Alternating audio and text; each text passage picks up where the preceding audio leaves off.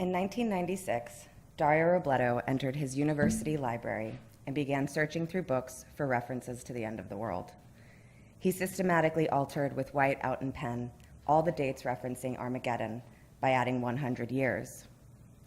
In the text that represents the piece, Robledo writes that this project will continue indefinitely until he is satisfied all references have been changed.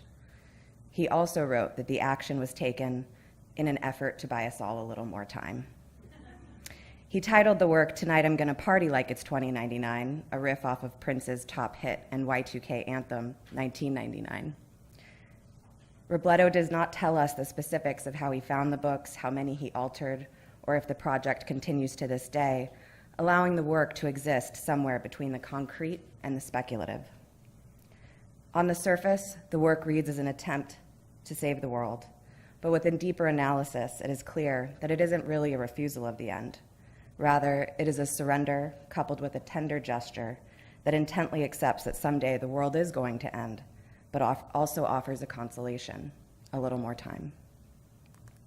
Robledo is a self-identified tragic optimist and materialist poet whose massive archive of work ranges in subject matter from pop music to dinosaur extinction, space travel to teenage heartbreak. Each piece resonates deeply with a few pertinent concerns: love, loss, longing, and art as a means towards healing from despair. Within Robledo's practice, love doesn't just refer to romantic love. It extends much farther, to the love we feel for our fellows, for the world, for art, for songs that become anthems, for idols that place us in the role of unrelenting fans, and moments both banal and profound that suspend us in awe. For example, in I Won't Let You Say Goodbye This Time, Robledo sought out tomato seedlings that had been floating in space on the Challenger shuttle for 6 years, and then tended to them until they sprouted, naming each after the fallen astronauts from the Challenger disaster. Or, in the 1998 work Untitled Patsy Spool, Robledo spliced a single vinyl record of Patsy Cline's song, I Fall to Pieces, on the seams to make one long thread, and then spun that thread around a spool and gave it a sewing needle. In each of these works, something is taken apart, sampled, and transformed in an effort to execute a reparation. The pieces fall back together, stunted seeds get to grow, and when Robledo searches through the stacks at the library, altering dates to give us more time, he doesn't succeed, but he does give his time, and that counts for something, even though it probably does nothing. For as long as I can remember, the overall thrusting question for my work as a maker, writer, and viewer has been, what can art teach us about being human in a world that is uncertain, scary, and more often than not, heartbreaking? The uncertainty of life and the tragedies that occur on both intimate scales and large societal ones undoubtedly cause grief, and humans have the common propensity to question the meaning and purposes of such occurrences, like loss of a loved one or war or natural disasters.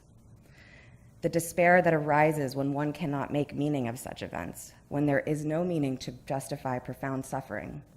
This is what Friedrich Nietzsche defined as nihilism and what he spent his career as a philosopher trying to understand.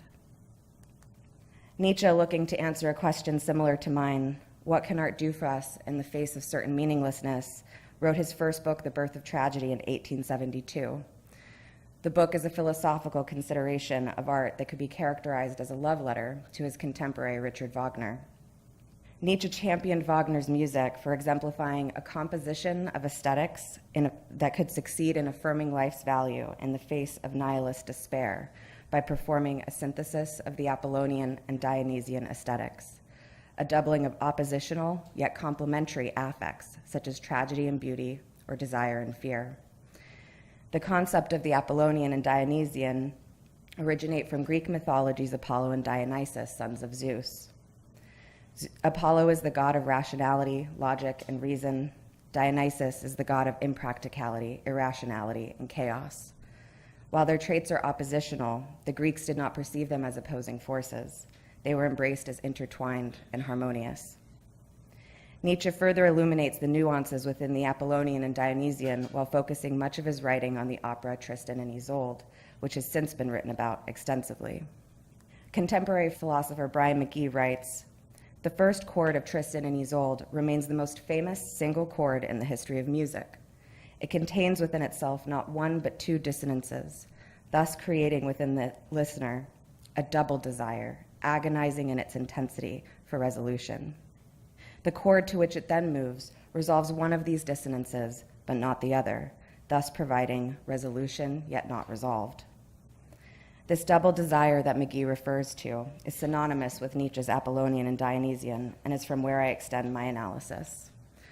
I will examine the works of Robledo and his artistic influence, Felix Gonzalez-Torres, within this frame to illustrate how art and its practice can in fact ease the ache of certain meaninglessness.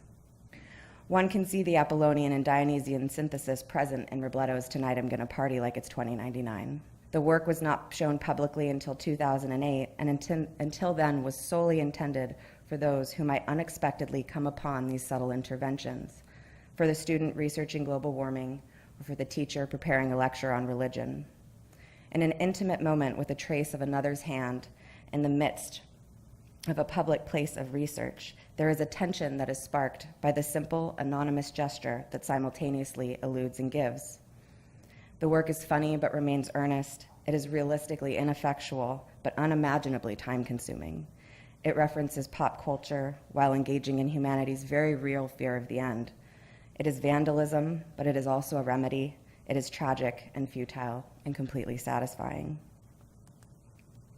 What McGee and Nietzsche are speaking to in the music of Tristan and Isolde, without naming it, and what I am speaking to in Robledo's work, is affect. The gathering of sensation, emotion, feeling, both physical and otherwise, and the movements in and around, through and beyond these states instigated by events, objects, and encounters. Nietzsche believed in art's ability to harness these affects, to create a profound and curative experience for the viewer. For him, it was Wagner who succeeded in this task. For me, it is Robledo. For Robledo, it is Felix Gonzalez-Torres. In 2001, Robledo wrote an essay about Gonzalez-Torres that could be characterized as a love letter titled, "When You Cry, I Only Love You More." Robledo writes, "It amazes me that his work can so amorphously adapt to any pain or joy that enters my life. If art can be anything, it must be this." As a Cuban-American gay man making work about his loves and losses in the 1990s, citing the AIDS crisis as an incomprehensible reality, Felix Gonzalez-Torres used his great disappointment in the world around him to operate within a strategic framework of harmonious opposition. Gonzalez-Torres made prolific artworks often categorized as minimalist, reflecting on varied content such as capitalism, loss, violence, and love. Robledo has made artwork out of the artifacts of Gonzalez-Torres' takeaway works, illuminating a similar dynamic to that of Nietzsche and Wagner. Robledo's 1997 work, I Miss Everyone Who Has Ever Gone Away, is made of candy wrappers from Gonzalez-Torres' sculptural work, Untitled USA Today, which you'll see in a moment. Robledo folded the candy wrappers into airplanes and then hung them from the ceiling with white thread, emulating fighter jets caught mid-flight. Tiny metallic specks of red, blue, and silver collect in a suspended cloud. Their colors signify the American dream, air shows, and sunny days at the carnival. Untitled USA Today by Gonzalez-Torres manifests as a large pile of candy spilled into the corner of a room. Again, the colors signify things closely linked to the American dream, but in this configuration, candy wrappers wrapping candy, the colors also hint at Memorial Day contests, half-off sales, and the American adage, go big or go home. Weighing 300 pounds at its initial installation, and again with every replenishment, the pile shrinks in between as viewers are invited to take as much candy as they like, devour it, and throw away the wrappers. 300 pounds is the combined weight of Gonzalez-Torres and his lover Ross Laycock, measured soon before Laycock died of AIDS-related causes. Not much context is given, but the viewer might consider how light 300 pounds is for two men, though it makes sense if one of them is dying. In the moment, as a sugary communion of the dead is taken and taste buds are emboldened with sweetness, the body of someone's lover dissolves. The opposition of tactile enjoyment and metaphorical loss confront each other, and the affective qualities of the Apollonian and Dionysian synthesis are engaged.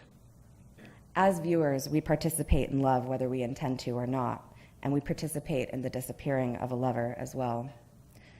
Gonzalez-Torres' gesture compels us to ask what loss tastes like, what it smells like, It asks, how heavy is love? It compels us to reckon with affect, with our senses and emotion in a critical way. Gonzalez-Torres writes about his works and the public interaction.